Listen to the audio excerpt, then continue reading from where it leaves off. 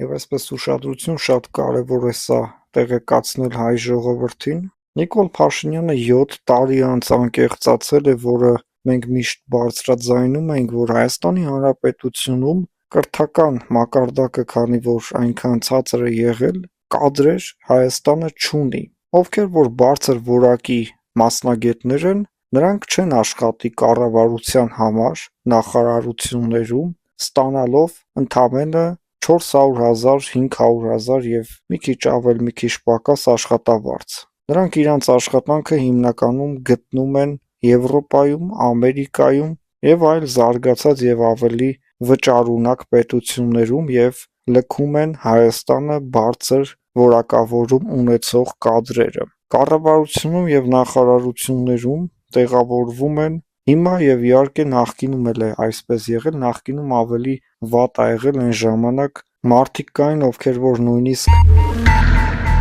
հայերեն 2 բառ չէին կարողանում իրար կապել, ոչ թե այն պատճառով, որ միշտ ապրել են դրսերում, Հայաստանից դուրս, այլ անգրագետ են եղել։ Այս մարդիկ են եղել նախարարություններում, ազգային ժողովում նստած որպես պատգամավոր և Հայաստանի ժողովրդի համար հարցեր են լուծել անգրագետները և բարձր կադրերը լքել են Հայաստանը։ Հիմա մի քիչ փոխվել ա, բայց էլի մենք ունենք կադրային խնդիրներ, այնպես չի, որ մեր նախարարություններում ամեն ինչ արվում ա փայլուն, կառավարությունում ամեն ինչ արվում ա փայլուն, բայց գոնե մի քիչ կրթություն ունեն այսօրվա իշխանության ներկայացուցիչները, քան հանրապետականները։ Բայց ցավը նա է, որ Հայաստանը լքում են բարձր որակավորում ունեցող կադրերը։ Հայաստանի ռազմավարությունը պետք է լինի կրթությունը։ Ուրիշ ոչ մի հնարավոր տարբերակ չկա հայ ժողովրդի ապագան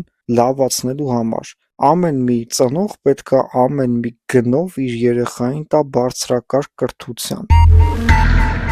Նախկինում դիպլոմ առնողները այսօր նստած են բժիշկների կաբինետներում, նախարարություններում, տարբեր պաշտոնների, այսինքն դիպլոմ առնելով այսօր հասել են աշխատանքի ու աշխատում են։ Բժիշկները, ովքեր որ դիպլոմ են առել, վտանգում են հայ ժողովրդի կյանքը։ Պաշտոնյաները, ովքեր որ այդտեղ հայտնվել են գնված դիպլոմներով, իրենք վտանգում են պետության կայունությունը։ Այսինքն կարող է մի հատ ապուշ որոշում ընդունեն, ամբողջ ազգին խառնեն իրար, հետո որոշեն, որ դա ապուշ որոշում էր ու փոխեն այդ որոշումը։ Բայց ի սկզբանե կարելի էր դա չանել, եթե լինեիք կրթված և խելացի։ Նաև այստեղ կա հետևյալը, որ մարդ կարող է թերի կրթություն ունենալ, բայց ունենա խելացի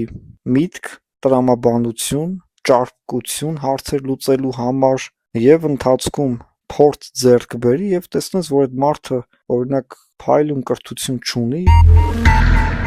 Լոնդոնում չի սովորել, բայց հստակ կարողանում է իր ստանձնած պաշտոնը ղեկավարել այնպես, որ մարդիկ դժգոհություններ չունենան։ Եվ այս տրամաբանությամբ մենք վարել ենք 2020 թվականի պատերազմը և կրել ենք պարտություն, որովհետև կրկին անփորձություն, կրկին շատ մեծ ինքնավստահություն, որ մենք հեսա մեր 80-ականների զենքերով կռվելու ենք բայրակթարների դեմ։ Տեսանք ինչ եղավ, և այդ կրթությունը, որ այսօր վատ ա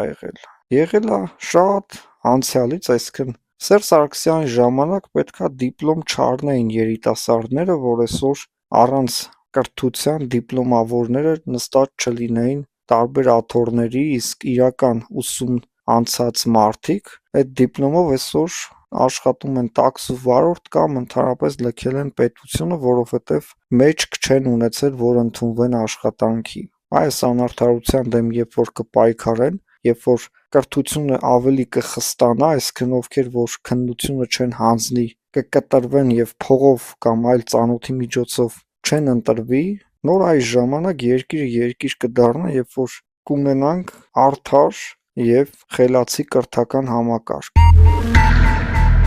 Ինչու են լռում ամերիկամետները կամ եվրոպամետները, երբ որ Թրամփը նամակ է հղել Ադրբեջանի նախագահին, շնորհավորելով իսլամական տոնի կապակցությամբ, Թրամփը բարձր է գնահատել Ադրբեջանի և Ամերիկայի միջև հարաբերությունները, Թրամփը բարձր է գնահատել Ադրբեջանի ղեկավարության և Իսրայելի միջև հարաբերությունները, որոնք վստահություն են հաղորդում Ամերիկայի եւ Ադրբեջանի հարաբերություններին։ Թրամփը ստակեցրել է Ադրբեջանի տարածքային ամբողջականության անխախտելիությունը, դրա կարևորությունը եւ այլն եւ այլն եւ այլն։ Թրամփի նամակը Ալիևին, իհարկե, Ադրբեջան տարածքային ամբողջականությունը ճանաչել է նույնիսկ Հայաստանի Հանրապետությունը Ղարաբաղով եւ այլն եւ այլն։ Այստեղ Թրամփին ասելու բան չկա, դե եթե մենք ճանաչել ենք, Թրամփը ով է, որ չճանաչի։ Եվ այս խոսքերի նույնիսկ հակառակը կարելի ասել, եթե իրանք են ճանաչել, մենք ով ենք, որ չճանաչենք, Հայաստանի Հանրապետության եւ Ամերիկայի միջև չի կարող լինել այնպիսի փայլուն հարաբերություններ, ինչը որ մենք սպասում ենք։ Նախ Հայաստանը դիտարկվում է կամ ռուսամետ պետություն, կամ իրանամետ պետություն։ Երկու դեպքում էլ Հայաստանը Ամերիկայի աչքի լույսը չի կարող լինել։ Միայն Սփյուռքում ապրող, այսինքն Ամերիկայում ապրող մեր հայրենակիցների շնորհիվ է, որ Ամերիկան որոշակի ուշադրություն է դարձնում մեր վրա։ Մենք Եվրոպայի դաշնակիցը չենք, մենք դաշնակիցն ենք Ֆրանսիայի։ Սա նաև պետք է արձանագրել։ Եվ մենք կարելի ասել հենց Մակրոնի դաշնակիցն ենք։ Այդ որ Ալիևին ճոխ-ճոխ շնորհավորանքներ են հղում, այդ լավ երկրների, լավ ղեկավարները ճակերտների մեջ ասած, ինչի չեն ասում 120,000 տեղաբնակ հայերի, ինչի հանեցիր դուրս շպրտեցիր ռուսների հետ միասին։ Մինչև նախագահ դառնալը Դոնալդ Թրամփը հայտարարել էր, որ 120,000 քրիստոնյաների իրանց տներից հանեցին, Ջո Բայդենը ոչ մի բան չարեց, քրիստոնյաների իրավունքները աշխարհում ոտնահարված են եւ դա Ջո Բայդենի մեղքն է։ Ինքը եկավ նստեց, ինչ քրիստոնյաներ, ինչ 120,000 հայեր, շնորհավոր Ալիևի տոնը։ Եվ այս սրիկան Ալիևը ռուսների վրա ոտքեր է սրբում, պատասխան չի տալիս, ռուսները թքած ունեն Ալիևի կողմից այդ գործողությունների վրա, թե հակառուսական ինքը ինչ կանի չի անի, ռուսներին դա այս պահին հետաքրքիր չի։ Ինչ ուզում անում է ռուսների դեմ։ Ռուսների դեմ ինչ ուզում անում է, Թուրքիայի դեմ ինչ ուզում անում է, եւ Թուրքիայի դեմը այն է, որ ինքը լինելով Թուրքիայի հովանու ներքո աճող պետություն, փայլուն հարաբերություններ ունի Իսրայելի հետ, ռազմավարական նշանակություն ունեցող հարաբերություններ, որոնք նպաստում են Ադրբեջանի եւ Ամերիկայի միջև հարաբերություններին։ Եվ մենք չգիտենք ինչ անենք։ Դե բնականաբար նավթ չունենք, փող չունենք եւ այլն, մի բան էլ մենք ենք։ Հայաստանն է մուրացկանի կարգավիճակով երկար տարիներ շարունակ Սփյուռքից եւ տարբեր այլ աղբյուրներից սնվել։